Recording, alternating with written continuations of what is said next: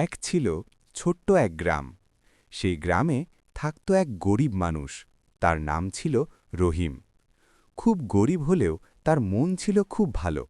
সে প্রতিদিন জঙ্গলে কাঠ কেটে বাজারে বিক্রি করত, আর সামান্য যা পেত তাই দিয়েই দিন চলত। একদিন কাঠ কাটতে কাটতে রহিম জঙ্গলের গভীরে চলে গেল। হঠাৎ সে দেখল একটা অপরিচিত অদ্ভুত বাড়ি। বাড়িটা ভাঙাচোরা, চারপাশে কুয়াশা আর অদ্ভুত শব্দ। গ্রামবাসীরা বলতো এটা নাকি ভূতের বাড়ি।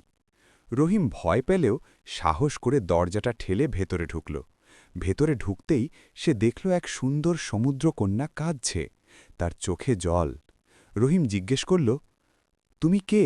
এখানে কেন কাঁদছ? সমুদ্রকন্যা বলল, আমি সমুদ্রের রাজ্যের রাজকন্যা। আমাকে এক ভয়ঙ্কর রাক্ষস রাজা ধরে এনে এই ভূতের বাড়িতে বন্দি করে রেখেছে। রহিম অবাক হয়ে গেল। ঠিক তখনই বাইরে থেকে ভয়ঙ্কর গর্জন শোনা গেল। রাক্ষস রাজা ফিরে আসছে। রহিম দ্রুত একটা বুদ্ধি বের করল। সে বাড়ির ভেতরের পুরনো আয়নাটা নিয়ে দরজার সামনে রাখল। রাক্ষস রাজা ঢুকতেই নিজের ভয়ঙ্কর চেহারা দেখে ভয় পেয়ে গেল। সে ভাবল আরেকটা রাক্ষস এসেছে। ভয় পেয়ে সে দৌড়ে জঙ্গলে পালিয়ে গেল। রহিম তখন সমুদ্রকন্যাকে মুক্ত করল। সমুদ্রকন্যা খুব খুশি হয়ে বলল, তুমি আমাকে বাঁচিয়েছ, তাই আমি তোমাকে একটা জাদুর মুক্তা দিচ্ছি। সেই জাদুর মুক্তা রহিমকে ধনী করে দিল। কিন্তু রহিম তার ভালো মন কখনো বদলায়নি। সে গ্রামের সব গরিব মানুষকে সাহায্য করত।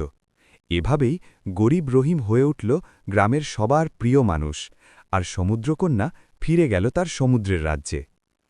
এই ছিল গরিব রহিম আর সমুদ্রকন্যার রূপকথার গল্প। যদি গল্পটা ভালো লেগে থাকে তাহলে ভিডিওতে একটা লাইক দাও, চ্যানেলটা সাবস্ক্রাইব করো, আর পাশে থাকা বেল আইকনটি অন করে দাও, যাতে নতুন নতুন রূপকথার গল্প সবার আগে দেখতে পারো। ধন্যবাদ সবাইকে।